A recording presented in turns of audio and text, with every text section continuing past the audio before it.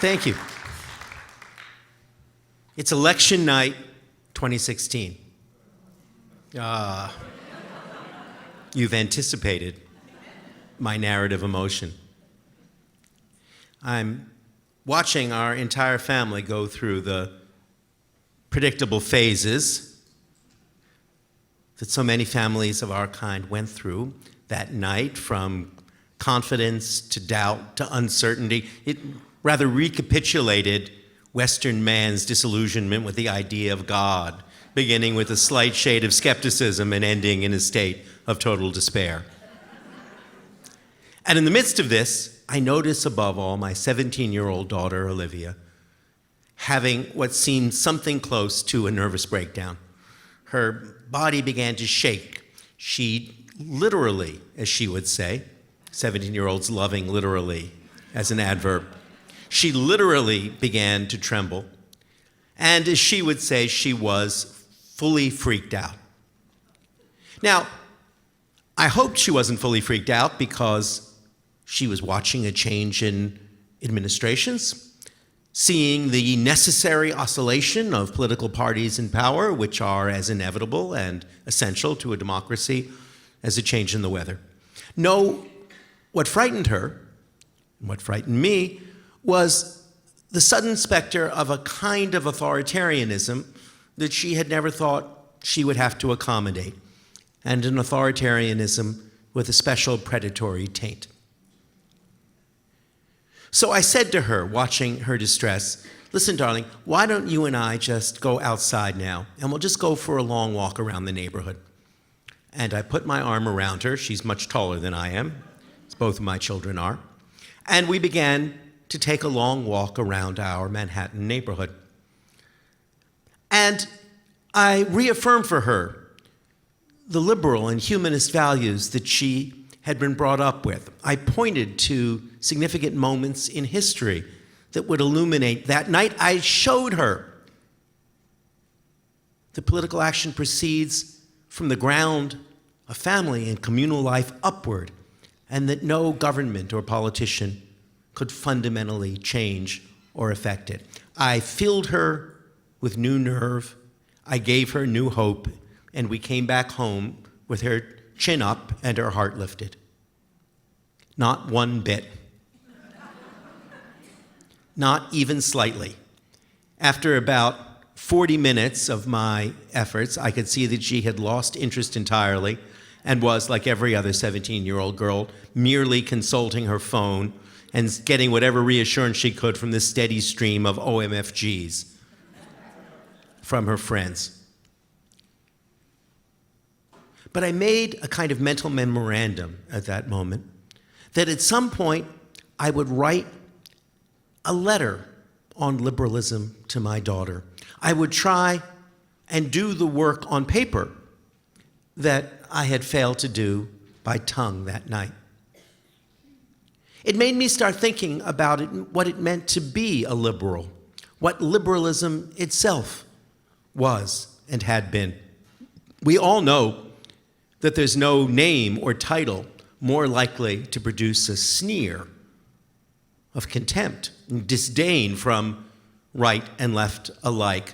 A liberal is a spineless centrist. A liberal is a weak compromiser. A liberal is the guy who, in the bar fight of our polarized politics, when everyone else is throwing bourbon bottles, is trying to start a tasting of artisanal bourbons.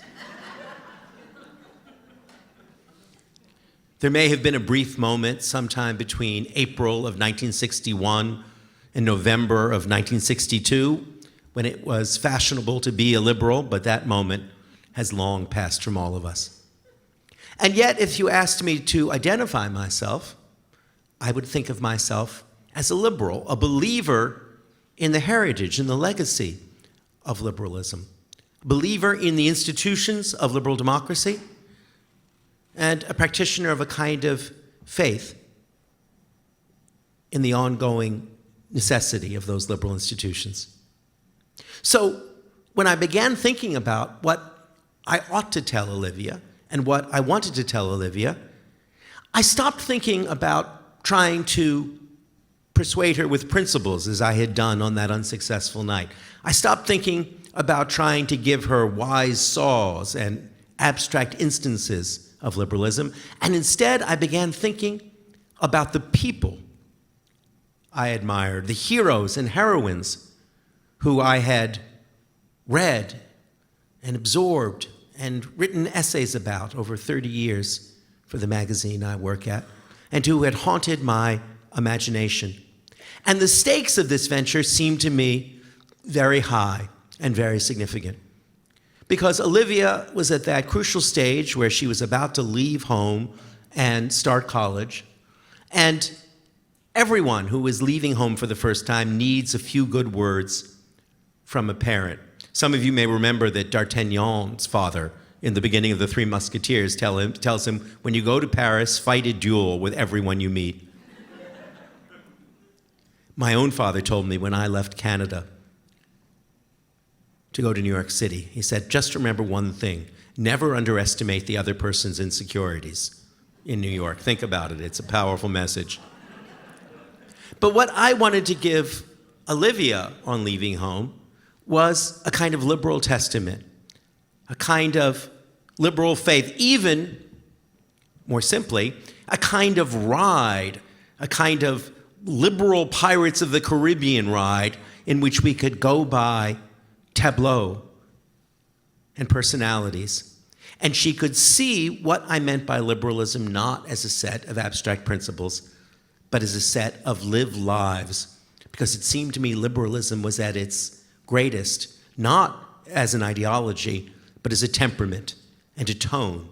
And temperaments and tones can only reside within human beings and can't be found in books. The first couple I wanted her to see on this pirate ride were in a London zoo in the 1830s. An unprepossessing couple in their 30s, but looking as though they were much older. And they were the great English philosopher, the greatest English philosopher of liberalism there has ever been, John Stuart Mill. And I wanted her to see him there on the bench with the woman who was the great love and teacher of his life, Harriet Taylor.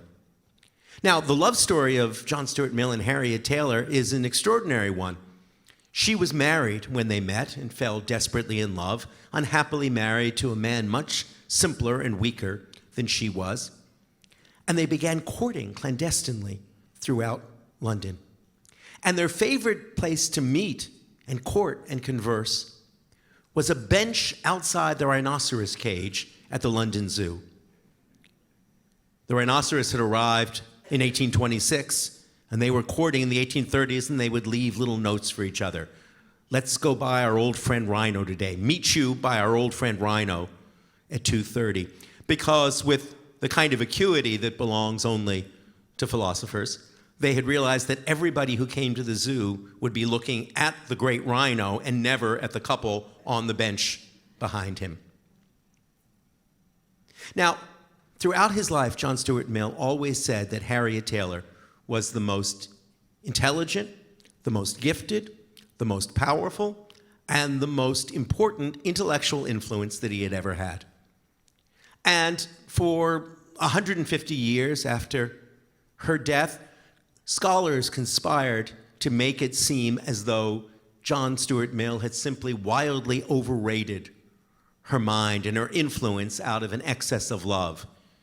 To use a verb some of you of my generation may recognize, altogether they conspired to Yoko Harriet Taylor. Well, recent scholarship of a more feminist turn of mind has shown us that Harriet Taylor was every bit the mind and teacher that John Stuart Mill said that she was. And they would sit here on the bench in front of the rhinoceros cage and talk and converse. I imagine in those kinds of hushed and urgent tones that only lovers who share mind and soul and body alike can attain. No one knows if they were lovers yet. They had been to Paris together, and it is my own theory that no two people go to Paris together for a clandestine holiday without becoming lovers. Scholars may dispute that conclusion. But they sat here on this bench where I wanted to show them to Olivia, where I wanted her to meet them. And in their conversation, they began trading and swapping and sharing the ideas that would be at the heart of perhaps the two greatest books on liberalism of the 19th century. The ideas first that would appear in John Stuart Mill's great book on liberty, which he would publish immediately after her tragically early death in 1859. It was the same publishing season that saw Darwin publish On the Origin of Species. That was one good publishing season for one house. And in On Liberty, of course, which John Stuart Mill always said was imbued with, inflamed with Harriet Taylor's influence, Mill makes the greatest case that anyone had ever made, the greatest case perhaps that anyone has ever made, for the absolute primacy and necessity of individual liberty, for our right to speak and say whatever it is that stirs our minds or moves our heart. He insisted that there is no idea, however sacred, that can't benefit from the scrutiny of a critical perspective. He said that there was no premise so firm that it could not benefit from criticism. He said there was no scientific theory so perfect that it was not prone to the test of experiment. He made a case not for partial or timid or compromised liberty, but for absolute and unmediated liberty, for the right of every individual to fully express and fulfill their inner nature. Not merely a political case for liberty, but a wholly psychological and personal case for it. Those ideas began here, on this bench outside the rhinoceros cage at the London Zoo, and I wanted Olivia to feel the passion that flowed through these two people that produced this great manifesto of human freedom. But that was not the only book that these two lovers imagined, because at the same time that they were discussing the ideas for On Liberty, they also began to share the premises that would produce another great book, published later but imagined earlier, On the Subjection of Women.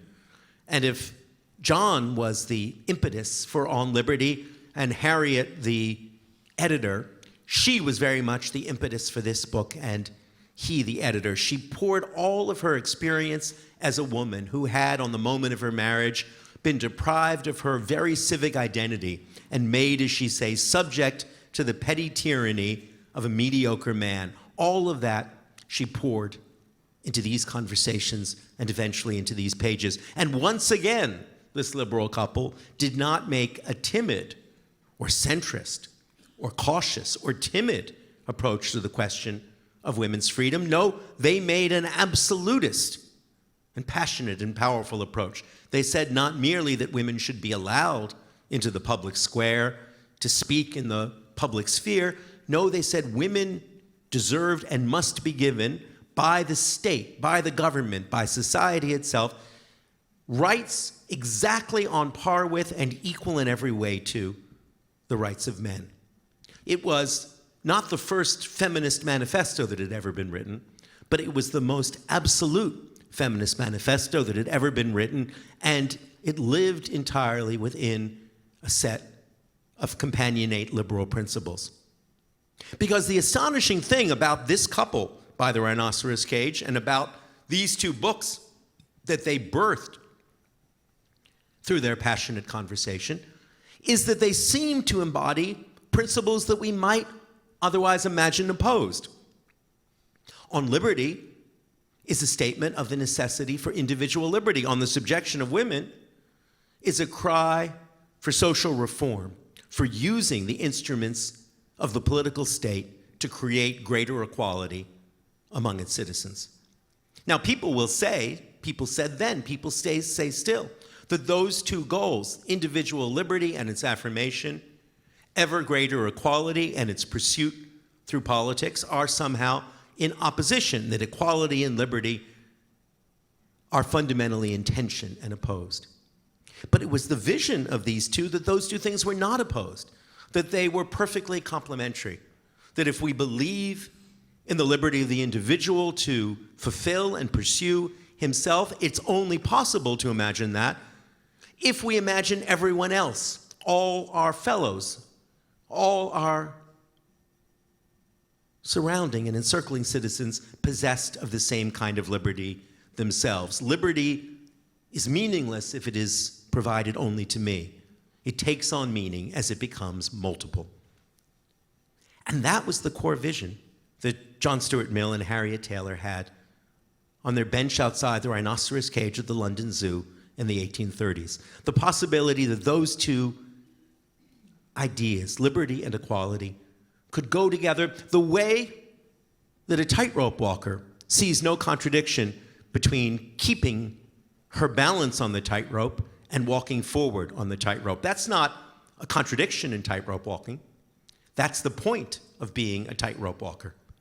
And they saw the point of the liberal and reformist politics in which they would engage for the rest of their lives, Mill actually becoming a member of Parliament at one moment. They saw the point of those politics to be walking the tightrope of equality and liberty and getting from one end to the other. It's an interesting footnote, by the way, that when Abraham Lincoln, their contemporary, tried to find a metaphor for what it meant to be a liberal president, always referenced a tightrope walker trying to go across Niagara Falls. So I wanted Olivia to meet this couple. I wanted her to feel their commonality. I wanted her to understand them not as dry, abstract repositories of dry, abstract ideas, but as a loving and living couple who, out of their own passion, produced radical ideas, and out of their own understanding of the necessity for conciliation and compromise. For they knew that they could not be married at once. She was married already and had a set of pre-existing responsibilities and engagements. Through their readiness to accept both a desire for a radically better world and an understanding that we are all bounded about by the necessities of conciliation and compromise, which is only another name for the workings of our conscience and our understanding that other people make demands on it as well. Through that passion, a liberal vision was born. I wanted Olivia to be able to feel that, to take that away with her. But I wanted her to meet other people as well. I wanted her to meet another London couple of the following generation. Mill and Taylor were very much liberals of principle, and they spent their lives trying to carpenter and craft the principles which would enable a liberal vision of reform to go on. The next London couple I wanted Olivia to meet, as she might meet characters in a novel, were in fact a pair of imaginative writers. You probably know the name of one of them, though not in the form it's usually given. These people were, in the 1850s, George Henry Lewes and Marian Evans, who we know better as the greatest of English novelists, George Eliot. Now, George Eliot took the name George Eliot, Marian Evans, when she fell in love with George Henry Lewes. She took George in honor of him. Now, he was an absolutely fascinating human being, and one of those fascinating human beings of limitless gifts, whose greatest gift of all was to act in support of another human being, because he recognized before anyone else did that Marian Evans had a superlative gift for the art of writing fiction, and he decided to devote himself to supporting and sustaining her throughout her career. But before he did that, he had an amazing career. He was an actor, and he was the first actor on the English stage to put on a production of The Merchant of Venice, in which he played Shylock as the hero rather than the villain of the play. He was the best theater critic, the best drama critic in English between Hazlitt and Shaw. Oh, he was a man of enormous gifts. But when he met Marian Evans, he realized that the greatest gift he could give the world was to believe in her gift. And they declared themselves married. Now, I said that Mill and Taylor were clandestine lovers struggling to find a noble and responsible way to act in the midst of all of their pre-existing connections. Lewes and Marian Evans, this next great liberal couple, simply, and imagine the audacity this required at the height of the Victorian era, couldn't get married because he was married already, so they simply declared themselves to be a married couple. And Marian Evans told her very straight-laced religious family, "I am now Mrs. Lewes." And her brother wrote back and said, "Who has performed this ceremony?" And she wrote back and said, "We have performed it ourselves. We are now the Lewises." George Henry Lewes retired from the stage in order to support his wife's writing career, but he never stopped writing, and he never stopped thinking, and he never stopped studying. He turned his attention to the sciences. He studied chemistry, he studied physics, and he made a kind of discovery. He was the first human being, the first writer, to use a term that I'm sure many of you have heard used yourselves, which is the essential philosophical conception of liberalism. It was the term emergence. Emergence. You've all heard, I think, of emergent states, emergent properties. What did he mean by that? Well, he used a very simple example of it. It's the way that hydrogen and oxygen atoms come together to make water. And water presents a set of possibilities, both for practical action and for scientific study in the science of hydraulics, that have nothing to do with the atomic properties of the two things that make them up, but that create an emergent state independent of them. In the same way that we can study the workings of atoms in physics and the workings of molecules in thermodynamics and recognize that one is made up of the other and recognize that the rules are not the same for both, that each level works independently. Just as we know that all of our philosophical and political thoughts must in some way be instantiated in our neurons, but the study of politics or philosophy need not be neuroscience. At each level, a new form of organization emerges. That was Lewis's central insight, and he saw at once that that was not an insight that could be restricted to the physical sciences alone. It was one that could be applied to all of human behavior as well.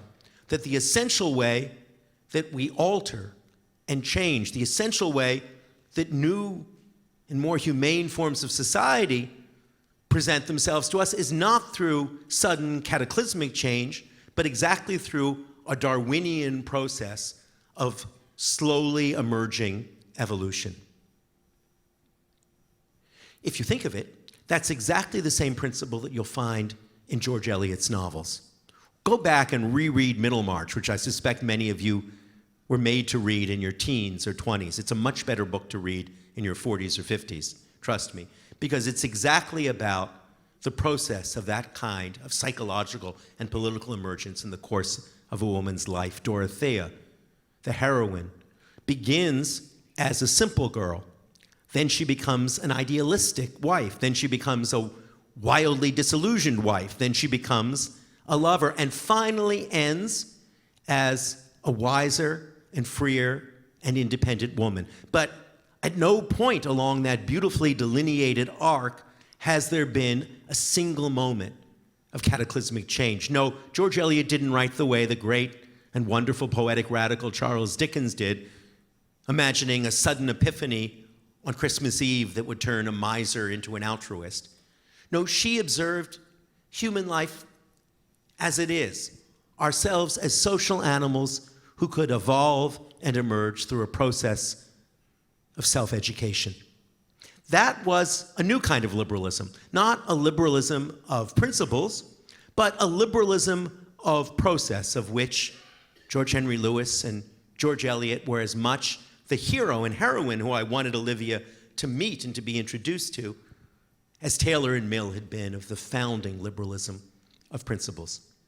It may interest you to know that the greatest shared project of George Henry Lewes's life, the one that summed up for him the necessity and possibility of liberal reform, was not an act of enfranchisement, nor was it a manifesto of new principles, No, it was the construction of the London sewer, for which he acted as an advocate, an evangelist, and a true believer, in concert with a whole generation of liberal thinkers who recognized that the miasma that rose up from the Thames every summer was the cause of the horrific epidemics of cholera and typhus that took place. Think of it, this was before they had any germ theory of disease. They didn't know why people would fall ill and die every summer, but they made the simple connection between the stink from the river and the plague on the streets. And they devoted themselves to this most unglamorous and unbeautiful of projects, what I call the rhinoceros work of liberalism. Because when I think about John Stuart Mill and Harriet Taylor in front of that rhinoceros cage, and when I put them into the context of the great projects for liberal reform that filled their time and connects their time to our time, I realize that the rhinoceros is the perfect heraldic image of liberalism. What is a rhinoceros, after all? Well, if you think about it, the rhinoceros is the original real-world form of the unicorn. That's how the myth of the unicorn began. Travelers would go to Africa in the medieval period, and they would come back and they would do what all travelers do. They would pretty up, cosmeticize the object of their scrutiny. They would say, there's an amazing animal. It's silver and gold, and it has a horn in its forehead, and the horn is long and spiraled and beautiful. And so the utopian dream of the unicorn grew out of the actual existence of the rhinoceros. But there's one problem with the utopian unicorn. It doesn't exist. The rhinoceros is ugly and squat and misshapen and ungainly. It has no glamour attached to it at all. But it exists, and it is formidable. And it was that image of the rhinoceros that filled my heart and gave me a sense of the message, of the lesson I wanted to give Olivia. A sewer is a rhinoceros of a social project, but it is one of those 1,000 small sanities that liberal democracies engage in order to make the world a better place. And the more that we study the basis of liberal institutions and liberal societies of the kind that all of us have enjoyed and have been able to live in and flourish in, the more we see that they depend exactly on the business not of great verdicts and constitutional choices coming up from on high. No, they depend exactly on the construction of plausible small communities below. The coffee houses of France in the 18th century, more than the courts of the kings, were the places where the necessary social conversation that led to the great liberal revolutions began. We know it even in our own time. The great sociologist Robert Putnam has demonstrated time and time again that what makes democracy function is not the existence of abstract ideas. No, it's the experience of common enterprise. If you go into an Italian town and you find out how many people belong to the Amateur Opera Society, you can predict how well democracy will work in their municipality better than through any other correlation.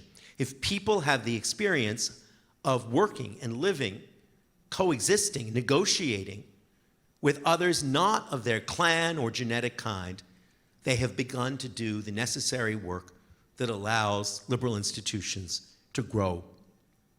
And in the absence of those institutions, which another of my heroes, the great park designer Frederick Law Olmsted, once called beautifully commonplace civilization, in the absence of the social institutions of commonplace civilization, the practice of liberal democracy can't go on.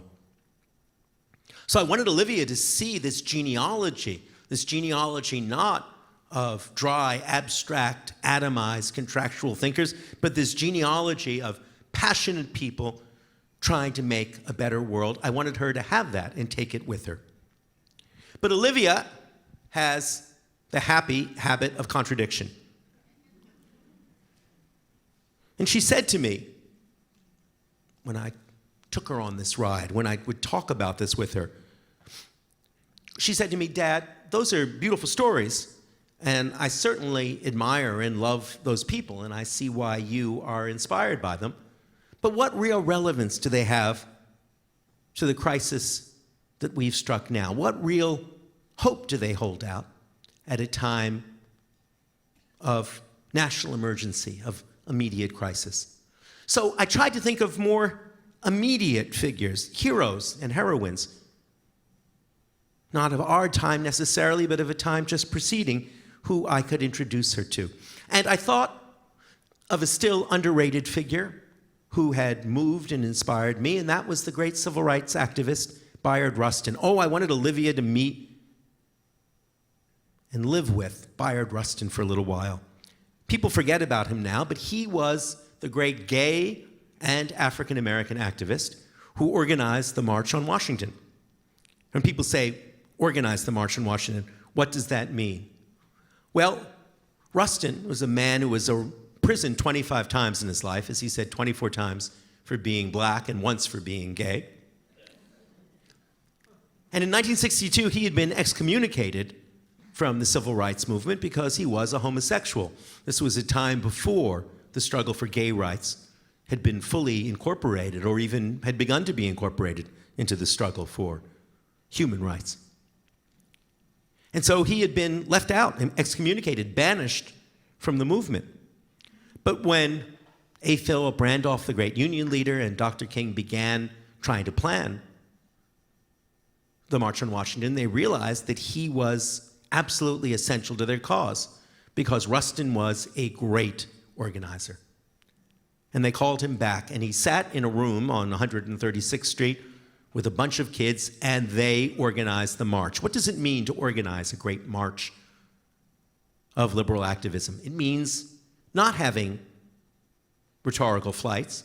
It means learning how to charter buses, learning how to get everyone into town on a Friday evening and get them out by Saturday afternoon. It means making sure there are enough sandwiches to go around. I said to Olivia I could call this book 1,000 Small Sandwiches in honor of Bayard Rustin. It's the necessary rhinoceros work of preparing the ground for social change that allows social change to happen.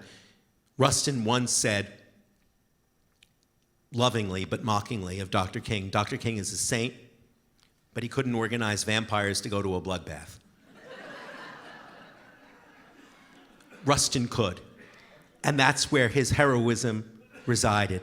And even though he would be excommunicated again from the civil rights movement for believing always in the necessity of what he called the 3 dance steps of activism: constitutional measures, nonviolent means, democratic procedures. Summed up the dream of liberal reform in those 3 simple dance steps. I wanted Olivia to meet him, to reside with him, to understand what his example meant and how the necessary work of cutting sandwiches and chartering buses were as essential to the process of social change as any radical idea. No, all the people I wanted her to meet were radicals of a kind, but they were radicals of the real. They were radicals who understood the dreams of greater equality or greater individual liberty, dreams of self-fulfillment, only take charge, only exist in the real world like the rhinoceros if we engage in a process of pragmatic, specific, tactile reasoning and action. And behind Bayard Rustin, I wanted her to see the specter of the man who I think of as the greatest of all Americans, and that is Frederick Douglass. Now, Douglass fascinates us because he was the rare instance of someone who was both radical prophet and liberal politician. He was an ex-slave and the leader of the cause of absolute and immediate abolition, a cause that now seems to us to have all the moral logic that any cause could possess. But at the same time, at a crucial moment in his life, in the 1850s, He chose not the path of John Brown, of violence and terrorism and nihilistic protest. He chose, at enormous personal cost, but with ever-increasing certainty, the path of Abraham Lincoln, the path of messy, compromised, insufficient, but democratic constitutional politics in an attempt to see the Constitution of the United States and its values finally realized. Because in what may be the greatest speech ever given by an American in the 1850s, one day off of the 4th of July, Frederick Douglass had investigated the nature of the American Constitution. And at a time when most of his fellow abolitionists were understandably disgusted with the Constitution, saw it as a document written by slaveholders in order to hold up slavery, Douglass examined it and was honest about it and said at the end, no, there is nothing wrong with the Constitution. The Constitution is, in his words, a great liberty document. All that is wrong is our failure to fulfill its vision and execute its principles. And at that moment, when the greatest radical prophet of his age enlisted in the cause of constitutional and democratic change, enlisted with those liberal institutions, a great precedent was set in American life and in the life of the world, whose consequences we are still struggling to live out. Olivia said to me after meeting all of these many people on our ride and walkthrough, said, I understand, Dad, why you're moved and stirred by all of these people, but do you really have hope? Do you really believe that we can traverse our way through this emergency with reference to those examples, however heroic they may be? And I was troubled and uncertain. And I began to talk to her about an even more distant moment in history. I had been and given a series of lectures only 5 years before. I'm of that age where everything seems to have happened 5 years ago, so it may have been 6 or 7. A wonderful show called Jerusalem 1000. And it was about the condition of the holy city of Jerusalem in the year 1000. And it was a show dedicated to the artifacts and art that demonstrated how surprisingly peaceful, how much coexistence went on among the three communities that made up that city, then as now, Jews and Christians and Muslims. Oh, they had struggles and difficulties, but there were illuminated manuscripts made by Christians for Muslims to read and glass speakers made by Jews for a Christian audience. There was a constant penetration and interpenetration of those kinds. And on the whole, they coexisted peacefully. Human beings are not bad at coexisting peacefully. One of the greatest and simplest of liberal and Enlightenment ideas is that we can structure an entire society simply out of the spark of sympathy that flies between people. We don't need hierarchy, we don't need authority, we don't need certainty. If we have sympathy, we have enough to build a compassionate society. And that natural human practice of sympathy was fully alight in Jerusalem in the year 1000. And then the Crusades came, and with it massacre and counter-massacre and ever worse massacre. And that little moment of coexistence, like so many moments of coexistence in human history, evaporated and dissolved in blood. All that liberalism tries to do, I said to Olivia, all that the people who I've introduced you to and have outlined for you, all that they've tried to do is to make that simple human practice of coexistence into a permanent principle of pluralism. Liberalism, I said to her, isn't an ideology applied to political life. It's what we know about life already applied to political ideology. It's simply our natural habit of sympathetic engagement with our fellows turned into a set of principles that we can turn to, procedures that we can believe in order to keep that spark of social sympathy alive. We had that walk in the end, but the walk that Olivia and I had wasn't even one of many steps, two simple ones. We reaffirm our humanity when we share and expand liberty with our fellows, with men and women unlike ourselves. And when we achieve that dream of broadened equality, we feel ourselves more free than we ever have before. That's not even a walk around the block. It's two simple steps. Thank you.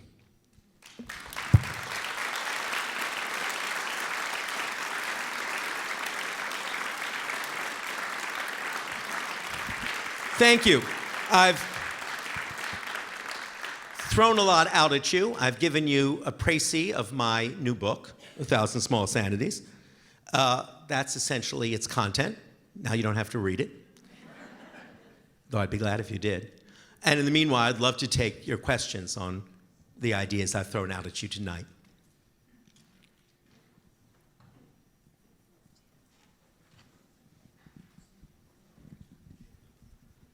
First is always the hardest. Someone.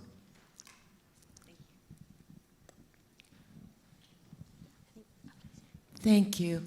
I loved your address tonight, and I'm definitely going to read the book, but I would like to go back to a different book that you wrote, because you had a vignette in it that I've gone back and read and loved so many times, and it's about Paris.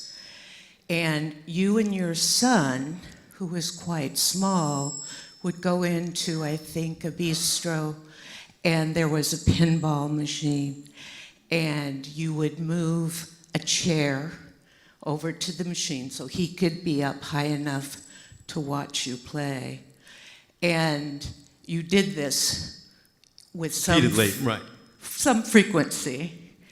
And one day you walked in, and the chair was next to the pinball machine from, I assume, the manager or somebody who loved you and encouraged that, and is the exact opposite of sometimes what we think. And that is the dearest story to me, and I thank you for it, because I remember it with such fondness when I hear your name. That's terribly kind of you to say. I should tell you, this story in my 20-year-old book now, Paris, the Moon. And let me say a couple of things about that. First of all, the little boy, Luke, who's in that story, is now a 24-year-old who's studying Heidegger and getting his PhD in phenomenology. I find that almost impossible to believe, and I know that readers do as well sometimes. He's still an extraordinary man, a boy in my eyes always, and he played an enormous role in the production of my most recent book, of this book, Thousand Small Sanities, because he introduced me to a lot of European thinkers who I would not have known otherwise. And to the degree that the book has a certain philosophical bottom, that's very much Luke's doing. You never know what will happen when you introduce your kids to pinball, how they'll pay you back with philosophy 20-some years later. More seriously, more pertinently, you know, I think every writer probably writes the same book over and over again.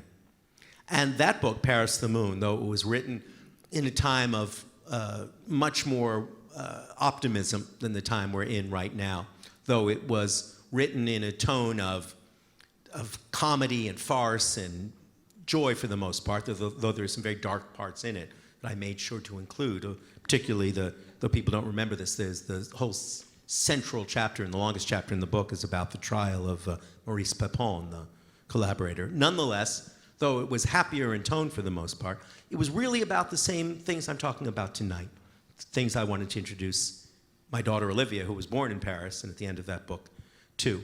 And that is the nature of social coexistence, exactly. Now, you know, you said a moment ago, telling that lovely story, which I'm glad to be reminded of how we would go in and play pinball, and eventually they put the chair there for Luke to stand on. You said, well, they loved you. They didn't really love us. They didn't love me. They were French cafe owners. They were courteous to us. They were courteous to us.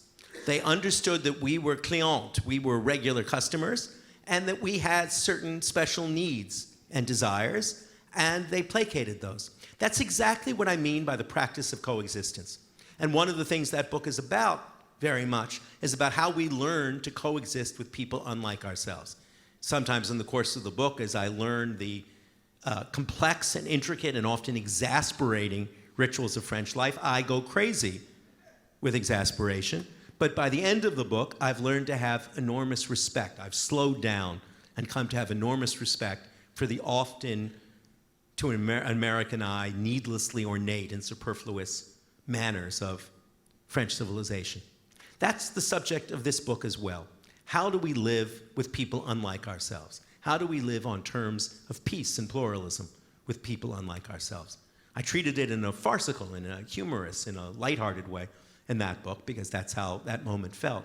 And I'm treating it with a much darker palette in this book. I hope the book's not dark, but the things it has to discuss are dark in many ways.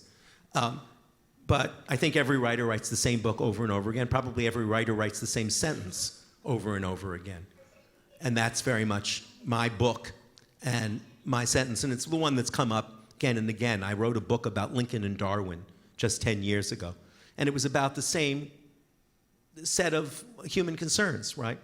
How do you live in a world, as Lincoln and Darwin did, in which you don't have confidence in the vertical organization of the world, in principles, certain principles descending from heaven, and instead you try to put your confidence in the horizontal arc of the world and making a better world for our children and for our children's children.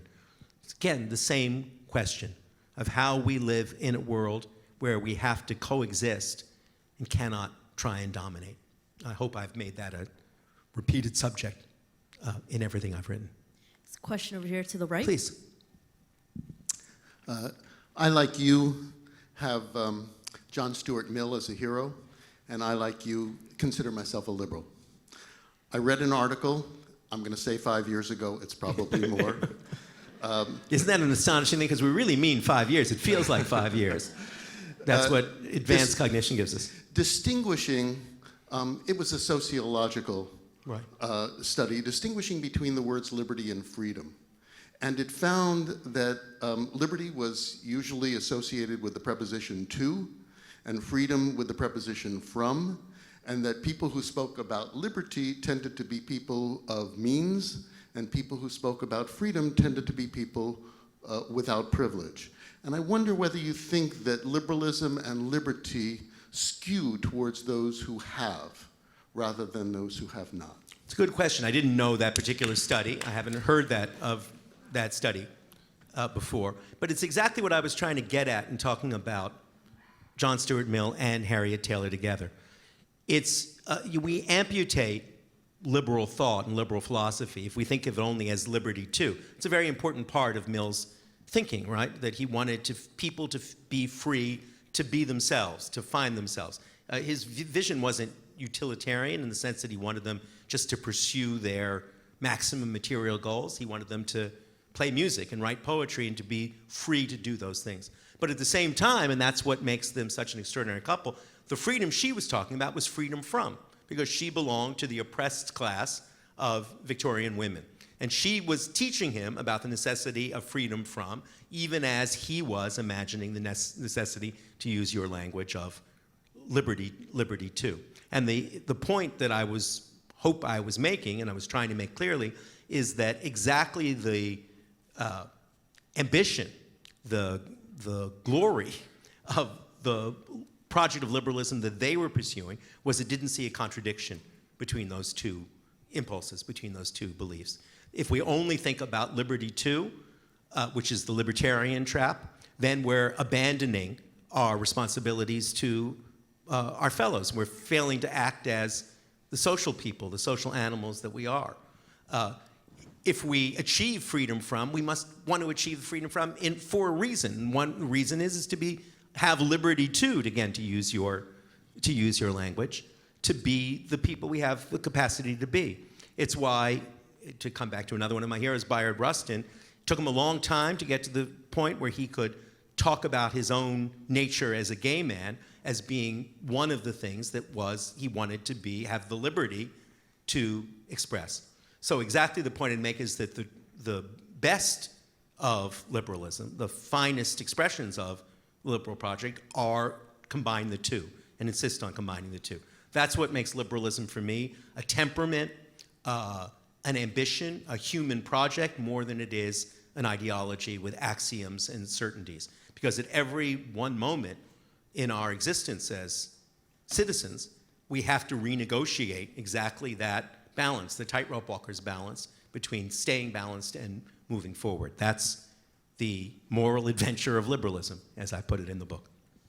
Thank you for that question. Someone else. Question on the left. I suppose this is somewhat like Olivia's question in that, given the advanced state of capitalized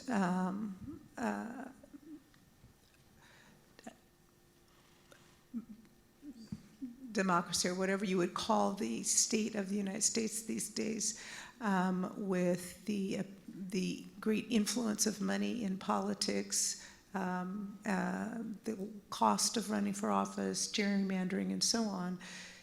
Can liberalism exist? Can liberal democracy exist? Are we at a point where we can regain a liberal democratic society? It's a great question. And I would not come before you with false or fatuous optimism and simply assert that we can. Two things I wanted to dramatize tonight, and then I try and dramatize in the book, is first the principle that politics don't depend on politics, that changes happen more powerfully and more passionately in conversations and new values emerging outside the realm of the strictly political, which only afterwards enter the realm of even of democratic politics. So I think that to the degree that we remain committed to our own activism, mine tends to skew towards gun control legislation and fight against mass incarceration and so on, to the degree that we continue, independent of anything that might be happening in government, we continue to pursue those things. We are engaged in the project of reform. Reform doesn't happen simply through legislatures. For the most part, that's the last step in the process. So I still believe in the possibility of reform. And the other thing I'd say, without any false confidence or optimism, because there are many nights when I go to sleep feeling that we're watching every day the leaching away of liberal institutions and of liberal democratic values with too little protest and too much instant normalization of what should never be normalized at all. The other thing I'd say is that at every moment in history, modern history, liberal democratic institutions and liberal democratic values were seen as doomed. In the 1930s, every intellectual, everyone who came to a meeting or an evening like this would say that in the face of the hugely powerful and seductive cries of fascism on the one hand, of communism on the other, liberal democracy was too weak and too compromised, too corrupted to survive. And that turned out not to be true at all, just the opposite was true. At the height of the Cold War, we heard the same thing. I'm old enough to remember that liberal democracies were too divided against themselves, too contentious, too corrupt, too weak to compete. That turned out to be totally false. As recently as in the years after 9/11, which I witnessed firsthand in New York, I mean, I witnessed the day, but also witnessed the time after, we heard the same story, that liberal democratic societies, liberal democratic cities were too weak, too ironic, too decadent to ever hope to compete in a world with people lit up with the fire of religious fanaticism. And that proved to be false as well. Liberalism gets nothing accomplished except everything eventually. And that's the faith I have going forward.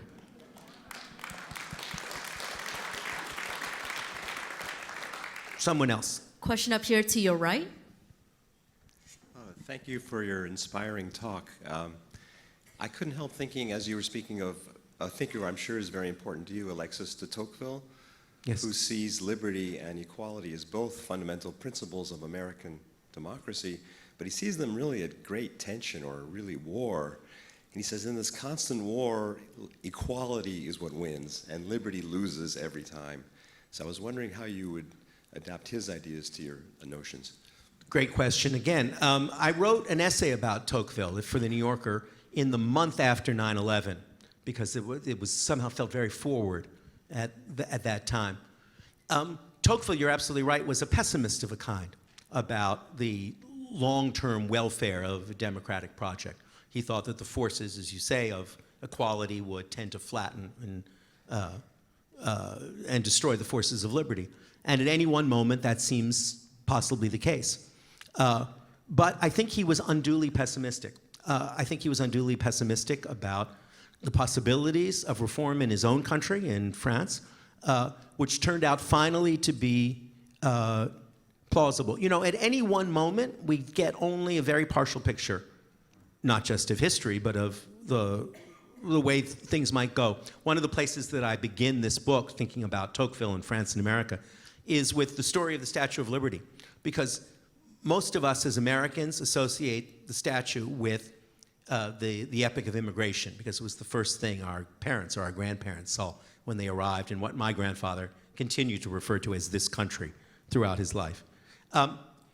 And that's how we see the Statue of Liberty. And we forget that the Statue of Liberty, though we may remember it was a gift from France, we forget that it was a wild, poetic, never-to-be-realized inspiration on the part of French Republicans in the 1860s when they were still laboring under an autocratic empire, and they suddenly saw this bright possibility of the survival of the American experiment in democracy at the end of the Civil War. And so that camaraderie of kinds, I think, would have surprised Tocqueville, who didn't imagine with a lot of confidence that the republicanism could return to France, not in the violent and revolutionary form that it had first emerged the time of the First French Revolution, but in a far more, in our sense, liberal kind, devoted to a reformist project that eventually would emerge in 1871 and has continued to govern France, well and ill, with the exception of the Nazi occupation ever since. So that's a long-winded way of saying that I think that the historical record is pretty good, actually, when we look at the liberal experiment. The problem is that at any one moment, Tocqueville is partly right. And liberal democracies play a game of Russian roulette with themselves, with the bullet of the demagogue forever in it. Eventually, the gun will go off. We know that now. But fortunately, we have recuperative powers too, and the wound may not be fatal. Thank you for that question. Next question on your left. Oh, hi, my name's Peter Gisela, and at the end of I'm sorry, Peter, I'm looking for you. Where are you? Oh, great. Terrific. Hey, thank you. Great. Oh, at the end of your book, you mention public education Yes. and national security as important issues. And my question has to do with your expertise about 17-year-old children. In December of 2016, while you were still walking your daughter around the neighborhood, Senator McCain got the House of the Representatives to agree to set up a national commission for 3 years to look at the Selective Service Program as a means to inspire youth to participate in working with nonprofits, AmeriCorps, or military service. And they're having their final meeting tomorrow at the FDR Library in Hyde Park. And now they issued a report in January of this year summarizing their goals and objectives, and next year by March will be issuing their final report to the Congress, the public, and the White House.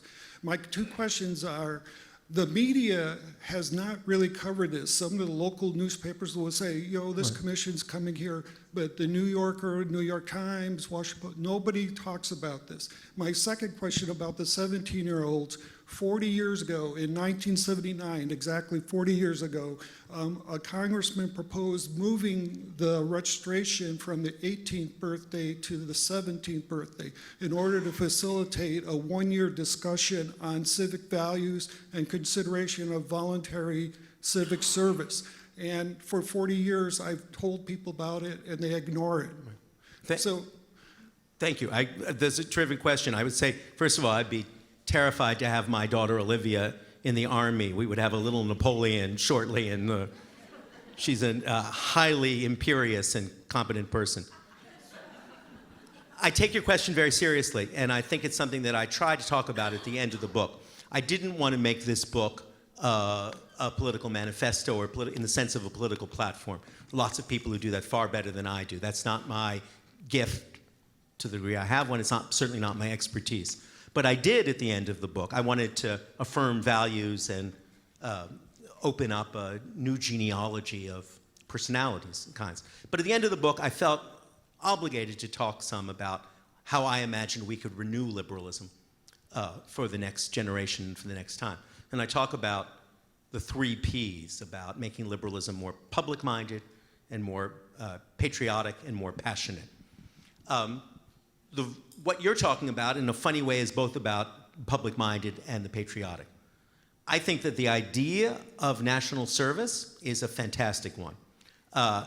It doesn't have to be, it shouldn't be in a mass conscript army any longer, though that was a positive educational experience for a lot of people of my father's generation, if only because it involved an enormous amount of social mixing of a kind that's essential and necessary. Think about John Kennedy on his PT boat, where he met people fundamentally unlike himself and worked with and led them successfully. So I think it's a great idea.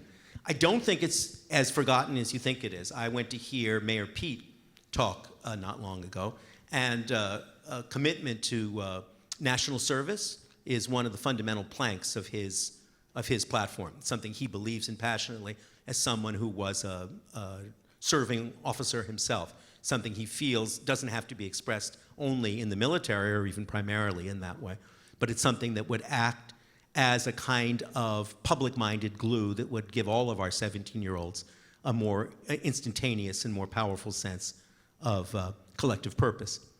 I'll tell you a quick story that I think is important about all this, what I mean by making liberalism more patriotic, is my other son, Luke, the pinball player of times past in Paris, spent this last election season working for a candidate in New York City named Max Rose, congressional candidate. And it was on Staten Island, which is the most conservative part of New York City. It's the only conservative part of New York City, and it's extremely conservative. And Luke had to learn to speak a credible language of patriotism to people who might have what we call, in quotes, progressive values or want progressive programs, but want the value of patriotism, above all, to be respected and to be revered and not to be condescended to by an educated elite. And he spent 3 months of his life, my son the philosopher, learning to speak the philosophical and practical language of patriotism. Hugely salutary thing for him, as I think he'd be the first to say. He's written a beautiful essay about it, actually. And I think he would agree with your impetus there, and I think it's something we can all applaud and share. We have time for one last question. I want to remind everybody that Adam is going to be signing right afterwards in the atrium, so stick around for that. Last question. Thank you. Given the segmentation and the fact that so many of us live in very stratified, homogeneous bubbles, where do you see the opportunities for the social mixing that you say are so critical to preserving democracy? It's a great question. It's a terrific question to end on, too. It's one of the great challenges, isn't it, of this time and this place. One of the crucial things, I think, and it's one of the things I talk about, and again, I'm not a pundit, I'm an essayist. I don't pretend to have a coherent political platform. I have a lot of heartfelt political intuitions, is the importance of public education. That's been the great crucible of empowerment and creation. I don't say that just as an empty set of abstractions. I'm up here before you because my parents, who were the children of immigrants who could barely write English, to be honest, went to public schools in Philadelphia, and from public schools they went on to public university to become college professors, to spend their life as one is a logician, my mother, and the other is an English professor, my father. That's not a fantasy. That's not some bullshit story. That actually happened and was replicated in millions of cases around. To the degree that we surrender or we fail to believe in or fail to invest in and fail to promote public education is a degree to which we will fail as a liberal democracy. Necessity of common education is, I think, the single most important foundational construction that we need. And we need it early, too. You know, just, again, I don't pretend to be a social scientist, but one of the most striking pieces of social science I read while I was reporting this book was one that shows that pre-K education not from 5 on, but from 1 year till kindergarten, is the single greatest solvent of economic inequality that anyone has found. If you educate kids before kindergarten, you really give them an education, economic inequality reduces for reasons that we can understand. That, I think, is where we desperately need to do all the remedy and repair we possibly can. That's where I think that we can make the most significant and radical change and keep liberal institutions alive. Thank you all for coming, and thank you for listening so patiently.